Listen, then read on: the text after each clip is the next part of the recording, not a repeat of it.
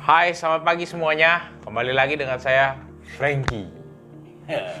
Hari ini kita akan kedatangan teman saya, sahabat karib saya dari zaman saya masih jadi eksekutif di salah satu perusahaan otomotif. Nah, ini namanya Mas Danang Nova Hartono. Beliau ini adalah praktisi hukum, juga pengacara kondang. Kalau saya selalu panggil dia pengacara kondang. Dia mau jadi penggantinya Hotman Paris katanya. Amin. Ya Mas, hari ini kita mau ketemu itu tujuannya kita mau bahas tentang sesuatu yang berkaitan dengan hukum, tapi dikaitkan dengan yang biasanya nasabah-nasabah saya pertanyakan gitu. Nah, gimana? Mungkin Mas Danang bisa perkenalan diri dulu lah, supaya teman-teman kita semua ini bisa kenal Mas Danang lebih lagi. Ingat kata pepatah, tak kenal maka tak sayang. Nah, supaya jadi sayang, maka kita perkenalan dulu, Mas. Oke, terima kasih, Frankie. Ya, Mas. Ya. Ampun, Mas. Aduh. Selamat pagi ya, teman-teman semua. Saya adalah teman Frankie yang bisa dibilang deket banget deh. Widih. Dari dulu, dari dulu memang dia yang paling paham saya, paling mengenal saya, dan saya selalu support. Makanya kemarin Frankie bilang, Mas tolong dong, bantu saya buat podcast. Oke, saya langsung tanpa babi bu lagi langsung. Widih, gila. Oke. Betul begitu? Makasih loh ya Mas, makasih loh. Ya. Waduh. Oke. Saya Gimana? Pekerjaan sehari-hari itu pengacara ya, biasalah bantu-bantu teman kalau misalnya teman-teman ada masalah hukum, terus kemudian mau bisnis, apa sih yang harus dipersiapkan? Kalau enggak, gue lagi ada masalah nih, ada yang bisa dibantu. Nah, pokoknya masalah apa nih? Masalah rumah tangga, Mas? Apa aja. Pokoknya kalau saya sih dari dulu ya, zaman masih kerja sama Frankie. Wis, bukan kerja sama saya. Kita dulu sahabat karib. Bukan saya atasan dia atasan saya, bukan. Ya, kita selevel. Makanya saya kan kalau sebagai orang hukum di perusahaan maupun sekarang adalah yang bisa dikatakan tukang bersih-bersih, Frank. Waduh, gila. Udah ada masalah, saya bantu selesaikan. Oh gitu. Mantap Mas ini. Ya, gimana Frank? Ada masalah apa nih? Biasanya nasabah tanya-tanya tentang apa?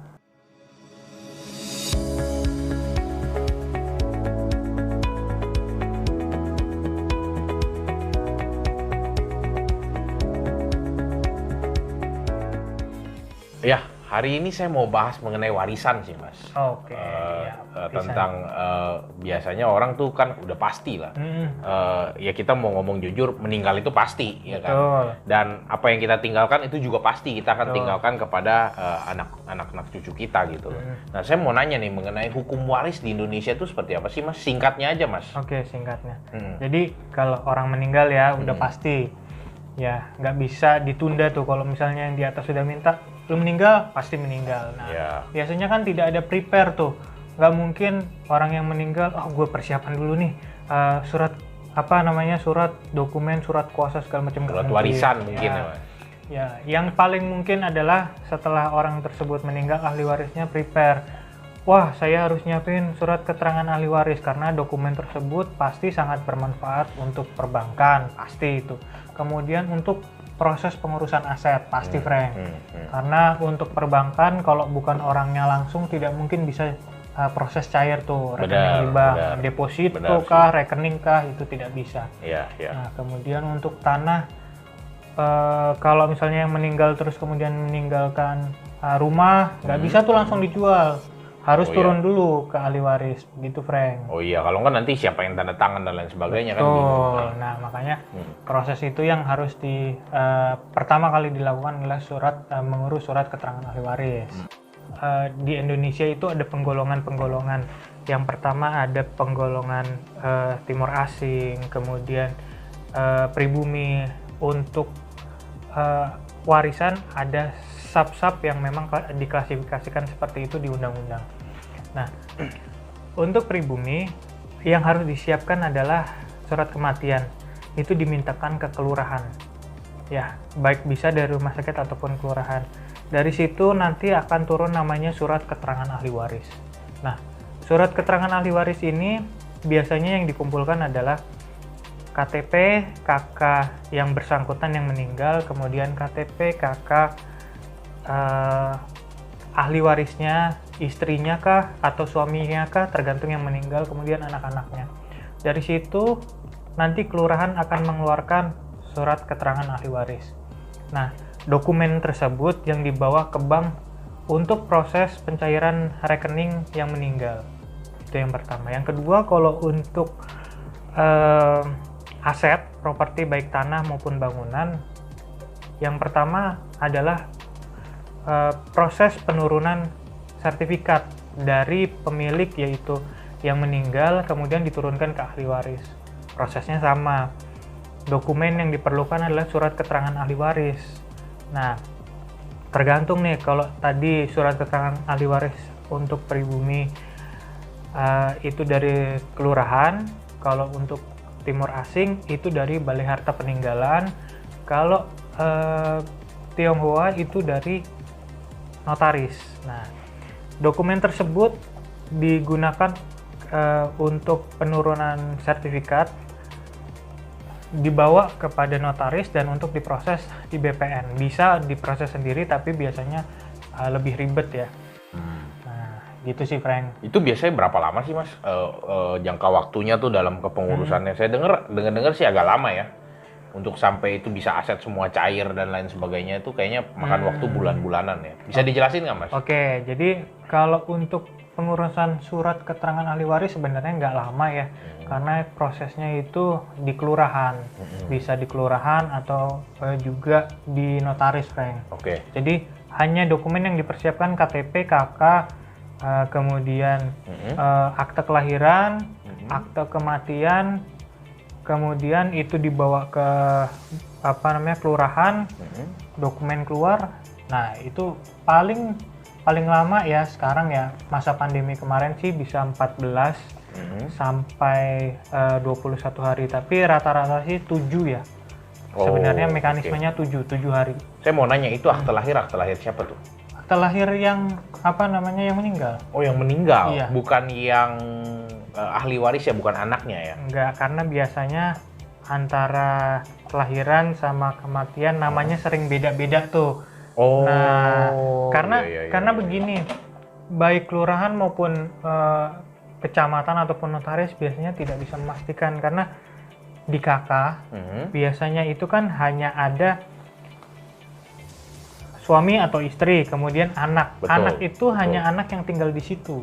Ya, betul. Nah, untuk tracking itu biasanya dibutuhkan dokumen-dokumen, karena banyak yang terjadi Anaknya ada di mana-mana gitu. Anaknya ada 5 nih misalnya ya kan. Bukan ada di mana-mana. Betul lah, kalau misalnya banyak tuh di Indonesia juga gitu. Biasanya istrinya 2 ya gitu ya, atau istrinya yang pertama udah cerai terus kemudian punya istri lagi. Nah, biasanya anak atau ahli waris yang dari istri kedua tidak pernah mendaftarkan ahli waris dari istri pertama. Biasanya banyak tuh yang begitu. Waduh. Itu yang jadi masalah biasanya. Oke, terus Nah, gimana? itu biasanya kenapa diminta biar kelurahan pun tracking. Gitu. Data-data memang dari lahirnya namanya siapa, biasanya kan bisa dicek. Ini udah nikah berapa kali, punya anak nggak? Dari misalnya dari istri pertama atau istri kedua begitu. Oh gitu. Oke. Gitu Terus sih. Oh, berarti terus setelah surat itu yang 2 minggu surat tersebutnya? Surat keterangan ahli Surat waris. keterangan ahli waris itu keluar, nah baru pengurusan yang lain-lainnya tuh. Betul. Di bank, Betul. di tanah dan lain sebagainya. Iya. Nah, yang paling boleh jelasin nggak Mas, kira-kira kalau di bank tuh berapa lama, kalau urusan tanah tuh berapa lama, urusan-urusan yang lain saya juga nggak tahu deh. Iya. Kira-kira apa aja gitu. Sebenarnya banyak ya, untuk aset banyak, barang tidak bergerak ataupun barang bergerak. Yang paling sering itu kan biasanya rekening pertama itu. Kedua deposito. Nah, kalau untuk properti biasanya rumah ataupun tanah. Kalau rekening di bank, baik rekening maupun deposito sebenarnya cepat, Frank. Oh gitu. Ya, biasanya ya kalau surat itu sudah ada, dokumen yang diminta oleh bank sudah lengkap gitu, bank sih sebenarnya cepat. Langsung dibukain ya? Iya, langsung dibukain gitu. Yang lama itu sebenarnya properti. Karena mekanismenya hampir sama dengan orang jual beli tanah. Oke. Gitu. Proses surat keterangan ahli waris, Terus dari surat keterangan ahli waris itu masuk ke BPN, baik bisa langsung ataupun lewat notaris. Nah, nanti itu didaftarkan, kemudian balik nama atas nama ahli waris. Karena kalau misalnya belum turun atas nama ahli waris, nggak akan bisa dijual itu biasanya. Perlu bayar pajak atau apa nggak, Mas? Pasti. Oh, bayar pajak juga Iya, ya? betul. Pajak peralihan atau Biasanya itu pajak tetap kan biasanya seperti transaksi jual beli gitu? betul, tapi hanya setengah biasanya. Kan biasanya kalau misalnya orang transaksi ada dua tuh, BPH dan BPHTB. Nah, biasanya yang dibayar hanya BPHTB. Oh ya, oke. Karena memang tidak ada penghasilan kan dari jual kan tidak. Oh iya. Tapi kan biaya perolehan hak atas tanah tetap. Nah, Oke. itu yang harus. Kalau kendaraan cuma balik nama doang. Kalau kendaraan sebenarnya nggak perlu ya. Karena nggak perlu dalam arti kata begini. Kalau misalnya atas nama yang meninggal, orang biasanya kalau jual, kita nih biasanya beli mobil second, tanpa harus ada, paling banter hanya KTP, udah itu aja. Kalaupun misalnya kemudian mau yang beli kemudian balik nama kan nggak perlu sebenarnya, harus atas nama turun, nggak ada Tapi masalah. bayar biaya balik namanya dong. Iya, kalau misalnya memang mau dirubah ke ahli waris ya tetap bayar, tapi kalau hemat saya sih nggak perlu, Frank. Oh, nggak perlu ya, Nggak biarin perlu. pakai nama yang sebelumnya aja ya. Kalaupun memang misalnya mau dijual, ya biar yang jual aja yang proses. Itu kan nggak perlu harus. Kalau mau pakai sendiri nggak perlu lah ya. Oke. Terus selanjutnya ada apa lagi, Mas? Setelah itu? Kalau itu paling prosesnya itu aja sih, Frank. Itu yang aja ya? memang butuh biaya besar itu biasanya ya tadi ya properti ya pasti. Kan tanah biasanya kan kalau Frankie kan biasanya rumah gede, aset gede gitu kan. Bisa Itu yang aja. biasanya pajak yang mahal tuh. Bisa aja sih. Prosesnya. Wah, itu bisa berapa persen tuh, Mas? Boleh tahu nggak kira-kira? Ya kalau misalnya pajak aja sekitar 5% ya. Hitungannya kan kalau misalnya bukan tidak ada transaksi, ngitungnya dari apa namanya? Apa Frank itu biasanya namanya? Apa tuh? Pajak SPPT PBB. Nah, biasanya hitungnya dari situ karena memang itu bukan transaksi. Oh, yang itu ya harga sesuai dengan pajak ya PBB ya. Oh ya, itu. Itu yang biasanya acuannya dari situ. Oke. Gitu, kalau memang bukan transaksi gitu. Oke. Oh, berarti tetap harus kalau nilainya 5 miliar berarti ya berapa persennya ya itu kurang lebih ya? Iya 5% lah biasanya. 5% dari 5 miliar ya? 5%, iya. Oke. Itu besarannya berarti sekitar berapa tuh?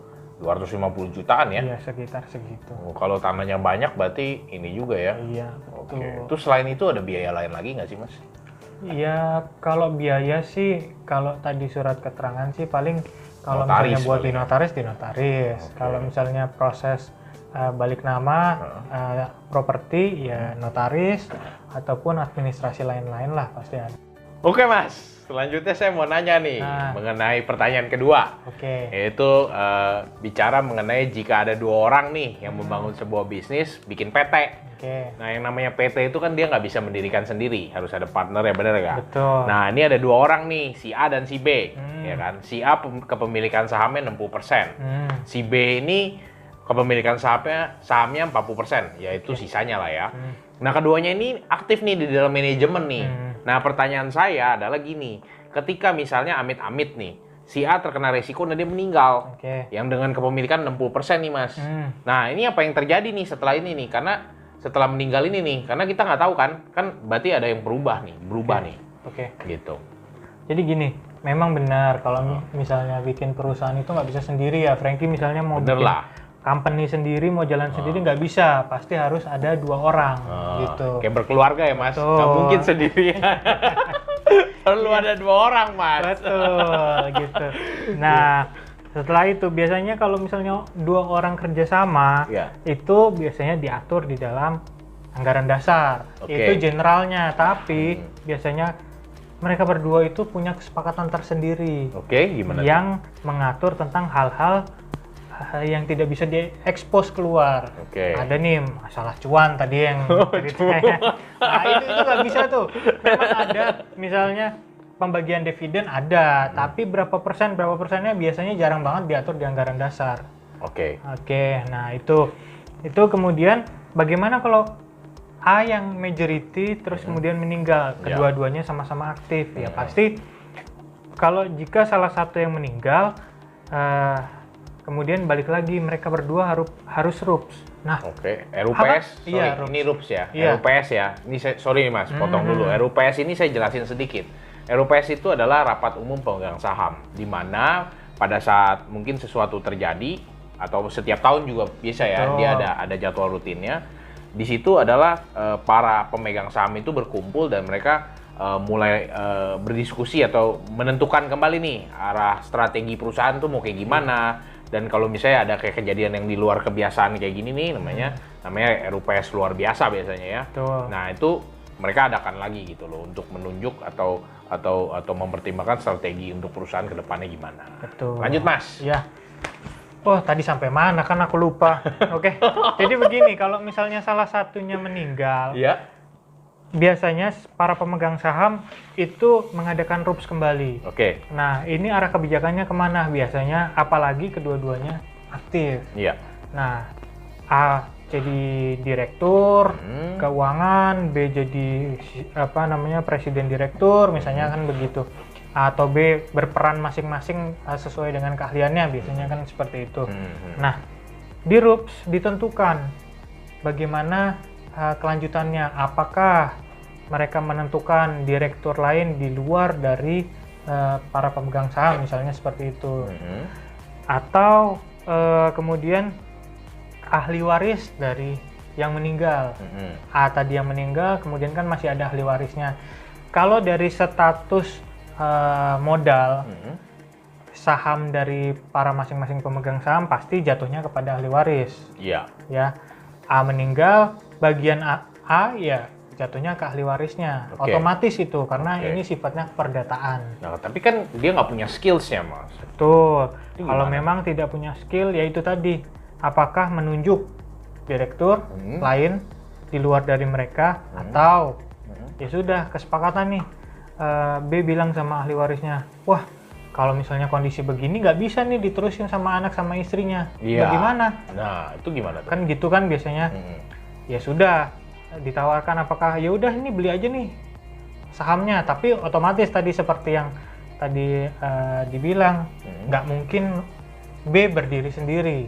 Iya. Nah, misalnya oke, aku beli deh 90%, 10% buat ahli waris A. Iya. Seperti itu. Berarti si B ini perlu sediain sejumlah dana ya berarti Si A ya, ahli waris A yang meninggal kan tadi A. Iya, si B-nya dong. Pihak si B ini yang mau beli saham dari si A ini berarti dia harus Iya. nyiapin sejumlah dana dong. Betul. Sesuai dengan kesepakatannya berarti ya. Iya. Oke, terus gimana tuh Mas? Ya, begitu. Kalau misalnya memang dari ahli waris A mau menjual, ya berarti B harus membeli saham dari Oke. ahli waris A. Kalau misalnya nggak deal gimana tuh Mas? Misalnya nggak deal nih, nggak nyampe kesepakatan. Kalau nggak nyampe kesepakatan ya Entah maksudnya dalam artian mau pakai manajemen baru atau profesional baru, atau mungkin secara harga per lembar saham atau gimana, itu kalau nggak deal gimana tuh? ya kalau nggak deal tetap pada proporsi semula. Oke. Oh, Ya, itu nggak bisa dibatalkan ya? Nggak bisa. Oke. Gitu. Karena memang jadi gini, mereka berdua buat perjanjian untuk membangun sebuah perusahaan. Terus kemudian salah satu meninggal, otomatis ke ahli waris. Terus kemudian bagaimana kalau misalnya keduanya nanti nggak deal? Ya udah tetap dengan porsi awal. Oke lah kalau gitu, thank you ya Mas udah hadir Oke. bersama dengan saya di sini. Sama-sama. Sediain waktu buat saya. Thank you banget udah mau masuk ke channel saya juga, ya kan? Rekaman Iya. video bareng dan saya happy banget nih ada temen nih hari ini. Oke. Aduh gila. Next-nya gantian ya. Siap, siap. Besok next time saya yang bantu lah. Oke. Saya yang datang ke tempat Mas Danang. Dan Siap. Mas Danang ini juga lagi mau bikin studio ternyata. Ya, segini dulu sharing dari kita hari ini. Thank you udah mau nonton. Kalau kalian berasa bermanfaat, boleh klik tombol like. Jangan lupa subscribe dan aktifin tombol loncengnya. Kalau ada pertanyaan atau mau diskusi lebih lanjut, boleh DM ke Instagram saya di bawah ini. Ya, thank you banget dan bye-bye.